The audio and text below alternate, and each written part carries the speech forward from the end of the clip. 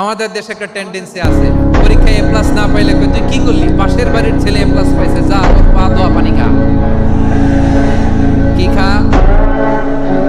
তা আমি ভাবছি যে পা দোয়া, এ প্লাস পাওয়া ছেলেদের পা দোয়া পানির একটা পানির ব্র্যান্ড বানাইতে হবে, এরকম লেখা থাকবে এ প্লাস পাওয়া ছেলেদের পা দোয়া পানি।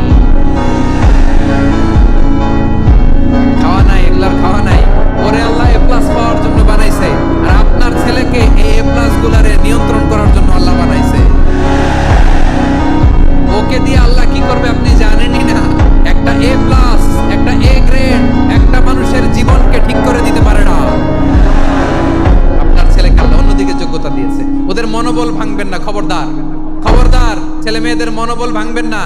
যাকে দিয়ে যেটা হবে তাকে দিয়ে সেটা করতে হবে, তার প্রতিভাকে সেভাবে কাজে লাগাতে হবে। তাহলে বাংলাদেশ, আমাদের এই জনসংখ্যা জনসম্পদে রূপান্তরিত হবে।